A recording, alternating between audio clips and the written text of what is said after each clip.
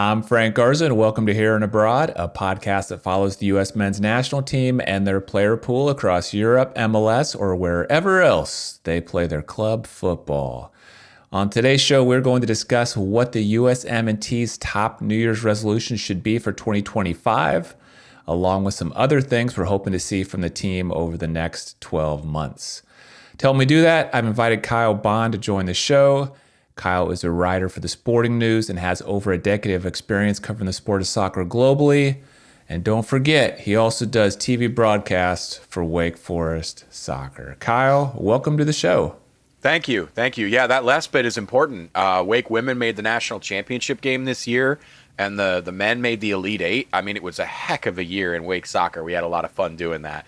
Yeah. So congrats to them. But yeah, it's the winter time, and so we are turning the calendar. We are turning the calendar. We have a full, fresh year ahead of us. And let me throw you a curveball here off the bat. You and I did this same episode 1 year ago, looking ahead to 2024. I asked you what your top New Year's resolution should be for the team in 2024. Do you remember what you said? I don't, and I was really hoping that you would do this because I was very interested to remember what I had said. So lay it on me. I'll clue you in. All right. You said the number one resolution for last year's team, 2024's team, is about winning.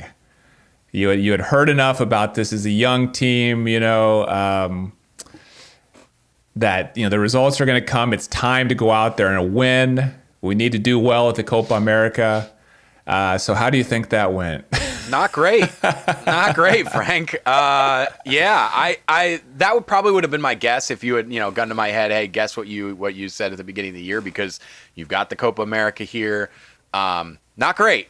So they are still learning how to win against major footballing nations, and they don't really have an opportunity to prove or advance that until the World Cup. That's just the way it is. And so that's why it was so important in 2024 to make that step. And so now that they've missed that opportunity, they've got Pochettino in, got to move on, right? So you don't get the check mark, but it doesn't mean everything's coming crashing down, but they have to move on. And now this year becomes even more important because you missed taking that step last time. Yeah. And I mean, I guess the big takeaway there is that, by not fulfilling that New Year's resolution you had set out for him, coach got fired.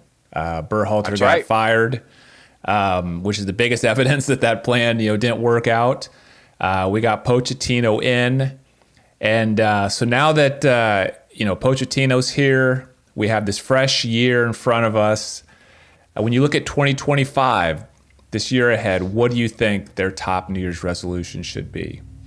Yeah, I think the goal for 2025, you can't make up for the miss in 2024, right? You can't make the same resolution. You can't be like, okay, well, we didn't do it in 2024. It's not like somebody going, well, I didn't get in shape in 2024, so 2025, my resolution is to get in shape. It doesn't work that way because they don't really have the opportunity. You don't have a Copa America to take that step in. All you got are CONCACAF competitions and things like that. So I think the goal for 2025 is, this is a broad term, I'm going to say preparation, but more so what that means is chemistry. They have got to get this team gelling together and gelling within Mauricio Pochettino's system.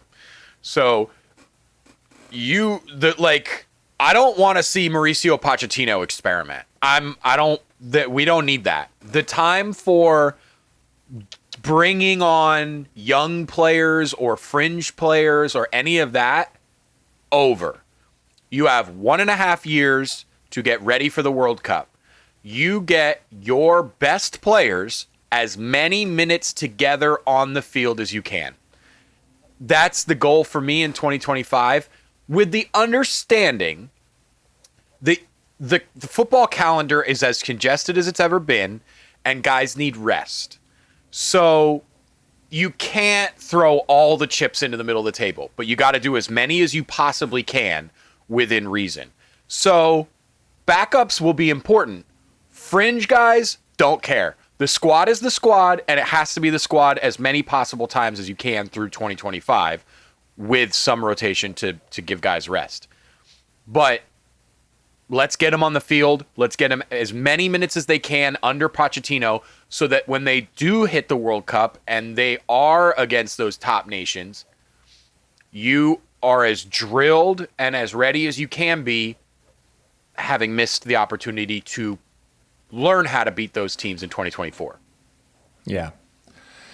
Yeah, you mentioned, the squad's the squad. Don't bring any of these fringe players. I mean, that is something that kind of surprised me about Pochettino. I think what I expected was when he came in that, I don't know, he was going to bring in a lot of new players. He was going to try to find his guys. There's going to be people that rubbed him the wrong way, and he was going to go out and find all these people. And I was like, wow, I wonder which 10, 15 guys are going to be no longer in this team. And he didn't do that at all. He kind of has had your philosophy. He's been like, you know what? The core group is fine. I mean, and that's kind of been his message all along is like, this team is fine. We have the talent. He never talks about we need to go out and find, a backup left back, or we need to find better center backs, or, more goalkeeper. He's never talking about like lack of talent or not the players. He's always talking about mentality, right? So it seems like he feels comfortable, with the squad. I mean, sure, there might be, one or two guys that break in, maybe somebody that hasn't had a chance much the last couple of years kind of really wins his respect because of the way they go and like compete, that big word he always uses on the field. And so I think he's following that, right now so far. Yeah, 100%. And I think that's a good sign for the Federation. I think, there are clear weaknesses, right? Like you mentioned center back and goalkeeper. Those are the obvious weaknesses. But if you really think about it, I think center back is the more troubling position because at the end of the day, Matt Turner's been fine. His club situation sucks. Like it sucks. But for the national team, he's been largely fine. Can you improve on it? Yeah, of course. But I think Pochettino's going, I don't want to make changes where I don't have to. And the only position that's really a mess is center back because you don't have established guys. So he has to figure out who to play at those positions. The other positions are pretty much set. Are all of them in ideal situations? Heck no. But most of the other positions are set. Striker has a little bit of question marks about where guys sit on the depth chart, but the top 3 or 4, you know who they are. Like, you're not going to change the squad. It's just about who you want to start. So I think center back is really the only position where he's going, I don't know what my squad looks like at this position. Otherwise, you bring the squad in, you throw them on the training field, and then you figure out the starting lineup from there. But he knows what the 23 or 26 players are going to be, probably. And that's who he's going to bring in, as he should. I don't think you mess with a lot of depth right now. It's just not the situation for that. It's not what he was brought in to do. And he's probably, like, to your point, Frank, he's probably pretty familiar with this because when you come into a club, you can't make a ton of changes right away. You have to wait until a transfer window, and really you have to wait till the end of the season because the January transfer window isn't where you make big sweeping changes to your squad. You maybe plug a hole or two, but you really have to wait until the end of a season when you get a new club job to make any big changes. So he's probably pretty used to this, coming into a new club and going, the squad is the squad. For now, I just got to figure out how to make it work. That's true. So I'll tell you that when I thought about this, what I thought my top resolution would be for the team, I thought of 2. The first one was get back to full strength, get healthy. There's been a lot of guys out, key guys out, this past year. Serginho Dest is the first one that comes to mind. Tyler Adams, comes to mind. Now Foran Balogun is out for, 2-3 months, something like 3 months. Yeah. So it's like these guys need to get back to full strength because these are some key guys, that have been out. And then the other thing I'd like to see the team do better is I'd like to see the team concede less goals. I mean, we spend a lot of time talking about the attack, and I got really excited seeing that first half against Jamaica. Pochettino was trying some new ideas, and so yes, the attack's important, and I want to see that, but I want this team to be so difficult to score against. I think back to the Copa America when we played Uruguay, and I was watching that match. The U.S. is trying to get a goal, and I got to a certain point in the match where I'm like, "There's no way we're getting a goal. There's no way." I mean, and it's twofold. Again, it's like our attack needs to be better. We need to be better at finishing opportunities, but it's also like Uruguay was just playing so dogged, in their half of the field that you just knew it was going to take so much to score a goal. And, Argentina's like this. Pochettino's always talking about Argentina, how they are, on the field.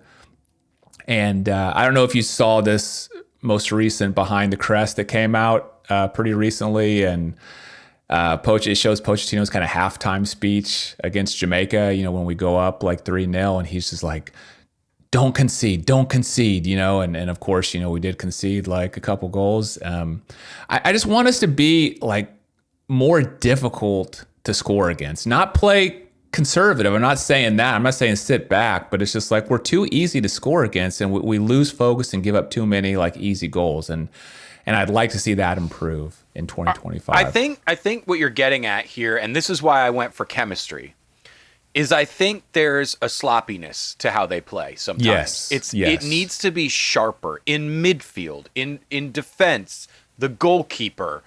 They're just, at times you look at it and you're like, it's messy.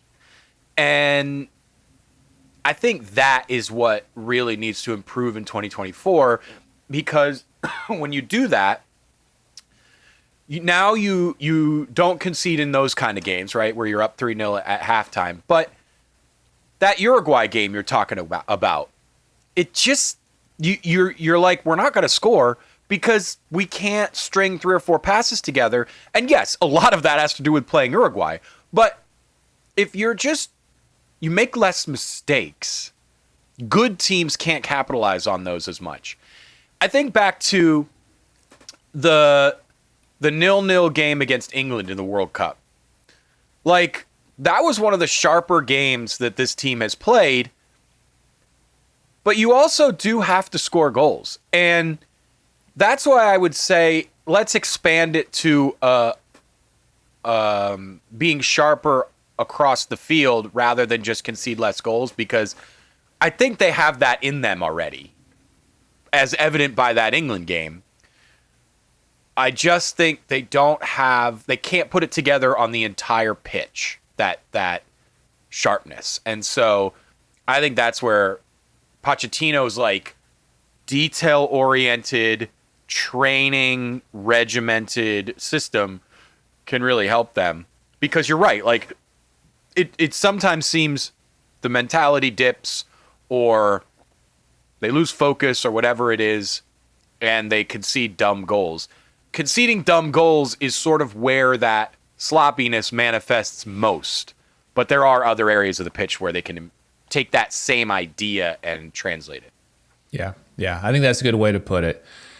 Being consistent all over the field for the entire 90 minutes too, because they haven't been able to go a full 90 and really maintain their focus for that entire 90 minutes. So. And that's something that, while you may not have a schedule where you're playing Uruguay, you're playing Brazil, you're playing Colombia, you're playing England, whatever, you can still work on. I mean, you can do that against anybody, yeah. Yeah, and you made a great point. You're like, it was evident in the Jamaica game. So if you can't do it against Jamaica, you're not going to be able to do it in the World Cup. So this is where, okay, we don't have the schedule we want to prep for where we want to be, but let's use what we've got and target these goals that we can do in any game, and this is one of them. Yeah. Let's talk about players now. when we look ahead to 2025, I'm starting to think about, who are some players, we'd like to see step up in 2025. In 2024, I can think of a few that stepped up. Aiden Morris, I think stepped up. Mark McKenzie, stepped up in the latter half of the year. Tanner Tessman stepped up. So there is some examples of players who really stepped up in 2024. When you look ahead to 2025, who is a player that comes to mind that you think really needs to step it up this year? I've got three guys Okay. that I think can make themselves important to this team. And if they do so, can elevate the team significantly. The first one is Tyler Adams. You mentioned guys getting healthy. He's the number one guy. You've got Serginho Dest coming back from a torn ACL, which is obviously bad, but there's a pretty standard recovery time. Nowadays, you get back to where you were and you crack on. Tyler Adams, there's not been a regularity to the last 2 years for him. There's not been a consistency. There's not been all right, I'm out this long with this injury. I'm going to come back at this time and then keep going. And I think we're at the point where he's maybe lost his place in midfield. I don't think that's true, because I think you look at the team and they are missing a lot of what he brings. But he's not like a clear starter anymore. And I think they're markedly better when he's on the field at his best. But we have no idea what his best is now. We don't know if that exists anymore. So it's on him to step up and prove that he is still a key player in this midfield, because they've sort of been unable to replace him since he's gone out. And now I know I say that while also just having said I don't know if he's a clear starter on this team anymore. But the reason being, we don't know what he is anymore. But the old Tyler Adams, they very much missed him. The mix of Luca De La Torre and Johnny Cardoso, who's been way better at the club level than he has for the national team, and Yunus Musa. What's his best position? We don't know. So they haven't really been able to replace the consistency and safety that Adams brought. If he can get back to his best, everything improves. I mean, back, front, middle, all of it gets better. So he's number one on the list. Number two, I think is Cameron Carter-Vickers. The center back position is a nightmare right now. We have no idea. There's not one single guaranteed starter at that position. I mean, even Chris Richards is back on the bench at Crystal Palace and has been kind of poor the last 8 months at the U.S. national team level. So I think maybe you could throw him in this mix too, but I think Carter-Vickers has a real opportunity. He's done a lot at the club level, and I think deserves a call in and hasn't really gotten it. But every time he's been put on the field for the national team in the last year, it hasn't really gone well. So I think I really want to see him win a place because it's open. You're never going to get a better chance than now. And then the last guy is Gio Reyna. And very similar to Tyler Adams, he's had these injury issues, but this is just in the last 2 weeks or 3 weeks that they're giving him an open door at Borussia Dortmund. And they're like, hey, we need you. We need a player like you. Let's go. And if that could be a big turning point for him at the club level, which can only make things improve at the national team level. He's been really good for the national team, but I think there's a ton of room to grow. And if he can take that next step at the club level, the sky's the limit for Gio. And I think 2024 or 2025 is really important for Gio to do that, because he's never had a bigger open door at the club level than he does right. It's always been can he break in? Can he, get an opportunity? He never sees the field, yada, yada. I think Nuri Sahin is going, hey man, we've got a need. It could be you. Like, show us that it could be you. And this is a big chance for him. Yeah, I agree.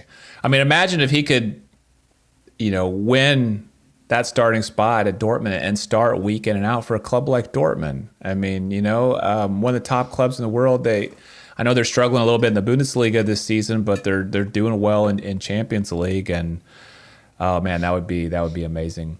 I think I definitely agree with you about Cameron Carter-Vickers. Mine on this one was like any center back. I mean, I would just like to see any center back other than Tim Ream kind of step up.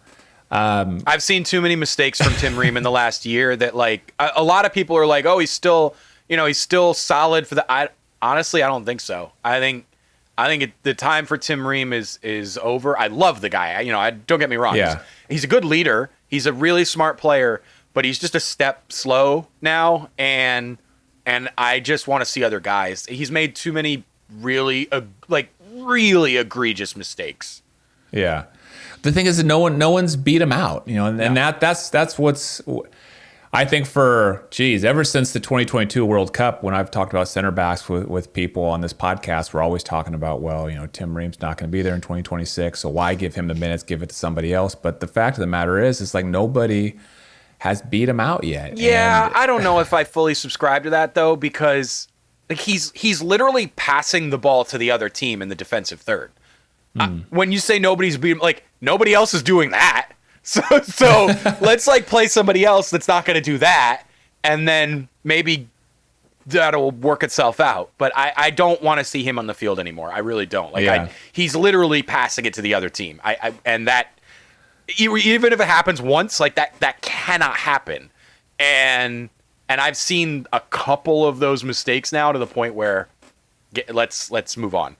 Well, I'd like to see somebody like slam the door on it. You know what I mean? I'd like to see somebody step up to where it's an easy call. And you mentioned Chris Richards. Man, it looked like he was making some real progress at Crystal Palace. He was starting week in, week out there before like he got injured. Now he's like, on the bench, all the time.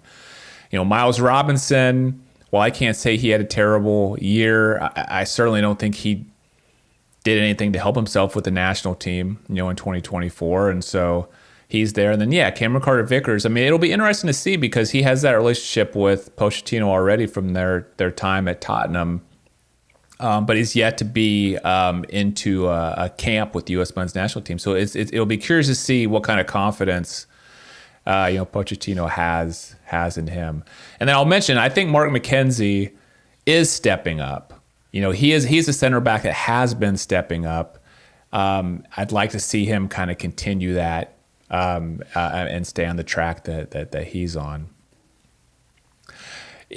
My next question was going to be, what position do you think the team really needs to get sorted out in 2025? I mean, we're obviously talking about center back.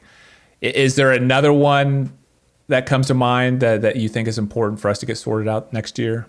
Yeah, I would say aside from center back, we'll go with striker. I know he talked about it a lot. Balogun's injury kind of makes it, I don't want to say easier because like you lose a quality player in that conversation, but I think and Balogun will be back for the summer, so it should be a short-term thing from a national team perspective. But I think Ricardo Pepi is the clear front runner right now. And I guess you could add him to the list of like guys to step up. Like let's just see the national team consistency from Pepi, because you do have a guy like Balogun who's not had a great year at the club level, but is still a very talented player. And I don't think that's changed.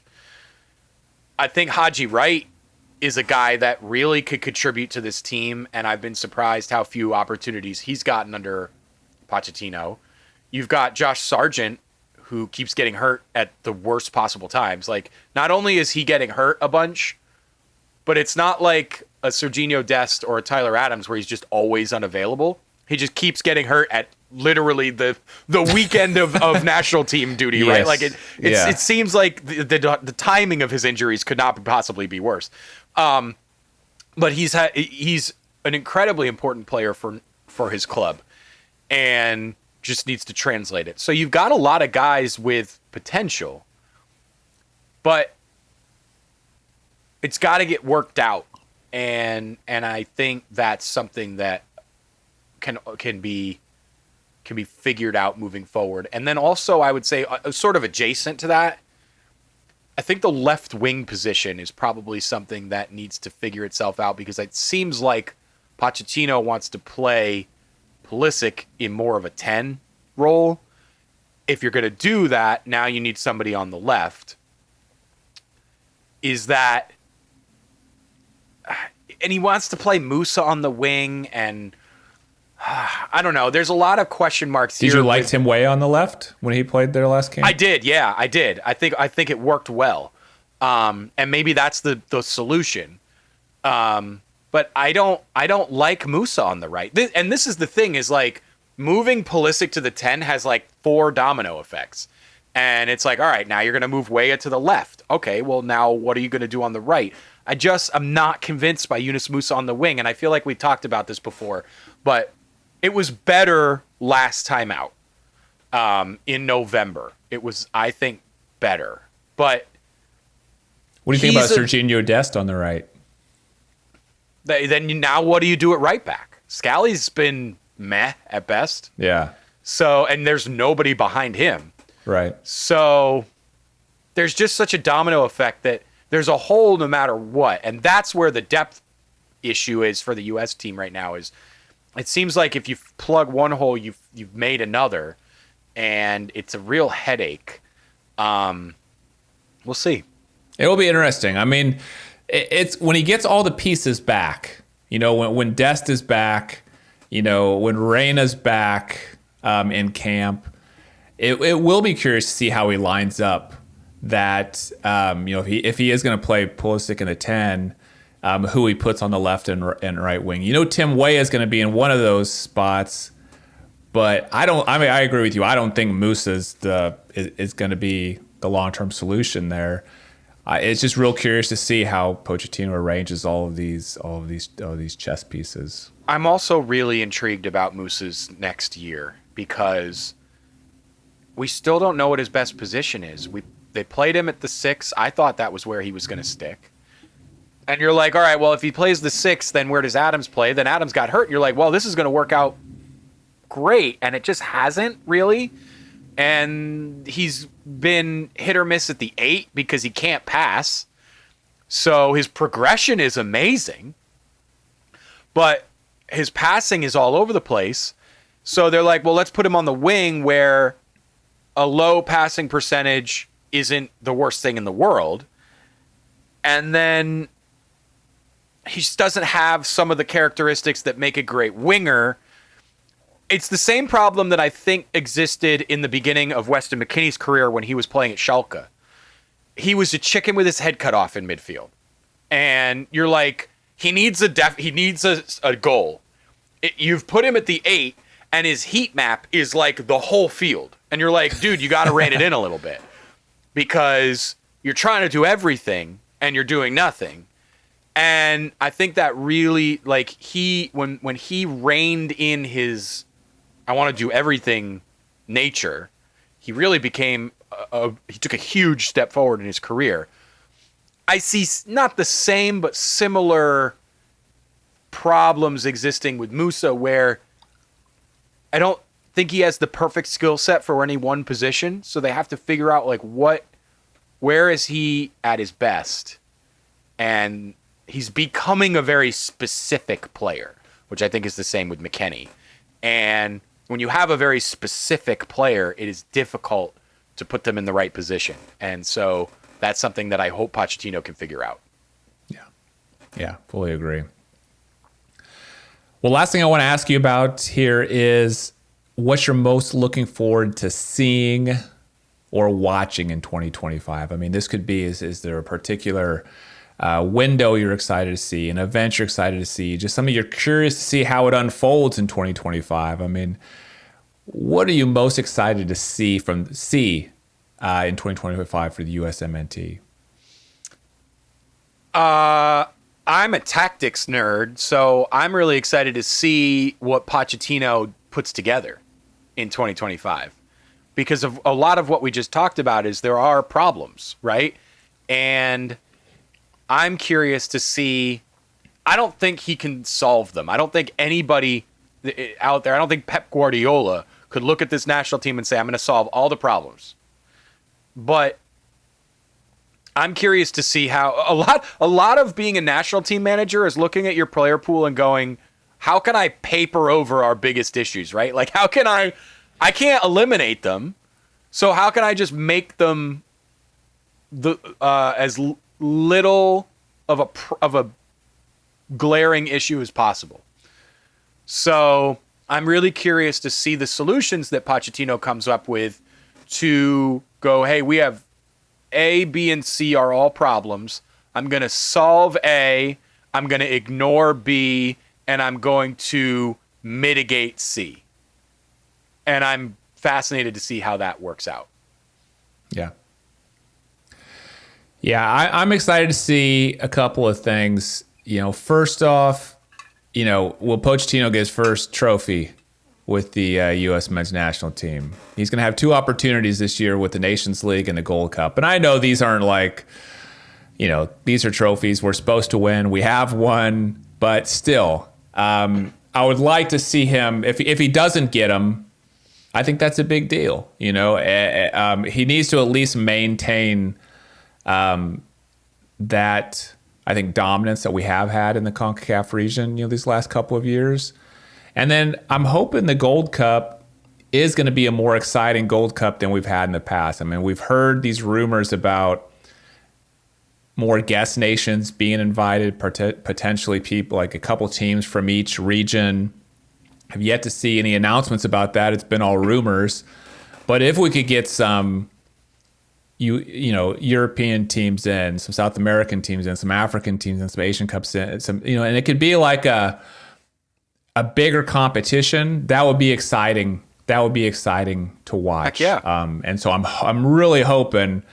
I'm kind of like not that optimistic because we're not that far away from it and we haven't seen those announcements. But yeah, it would be absolutely awesome, even if we could get like 3 or 4 better quality like guest teams to come in and make this a good tournament. I think it'd be tough to get European teams because Europeans, the UEFA's kind of gone all in on the Nations League there, and they've qualifying as well. And UEFA World Cup qualifying is a nightmare just because there's so many countries. But you've got a window here with every other confederation to get teams in. Like Africa, they're qualifying narrows teams down pretty significantly at this point. And I don't are they already doing AFCON qualifying too? They might be, but I think so. But there's openings there. I'm sure you're not going to get the teams that are left in World Cup qualifying, but you'll get some mid-level African teams. I mean, what the heck else are the South American teams doing? Their World Cup qualifying is already halfway done, I think, and if not more. And I think they're past the halfway point. Yeah. Yeah. So they're not doing World Cup qualifying every single window. There's opportunities here, and I think if they don't make that happen, it's a miss. Yeah. Fully agree. Well, Kyle, I will make sure and put links in the show notes to your X account, which is at _bonfire, and also to your work at the Sporting News. Thank you so much for coming back on the show again. Love it, man. I love talking about this stuff and looking ahead because, I think last year we were like, man, this is an exciting year for the U.S. national team. And it was because you have the Copa America coming. And even though it didn't go how it wanted, it was a fun event. It was a really good time, and I enjoyed it. The final was interesting, and the event was I think enjoyable for neutral fans, even if the U.S. national team didn't do so well. You look ahead to 2025, and you're like, I'm not that excited for this year. It doesn't have the same like juice to it, but there is a lot of wait and see, and what are we going to get? So I think it would be an interesting year. I don't know how much of like how exciting it will be, but it's certainly an interesting year, and I think we'll get to learn a lot about the team. And so for that, I am fascinated for. Yeah. Curious is the adjective that comes to mind. Yes. I'm kind of curious to see what's going to happen in 2025. More so with how Pochettino is going to do X, Y, and Z, how the team's going to come together versus having some mega events in 2025 like we had in 2024. So it's going to be fun. Thanks again for being on the show, and thanks to everyone for listening to Here and Abroad. If you enjoyed the episode, please do me a huge favor and hit that subscribe button if you're watching on YouTube, or that follow button if you're listening on Apple Podcasts, Spotify, or somewhere else. Thank you so much. I'm Frank Garza. You can follow me on X at FrankGarza007, and I'll be back next week with a new episode.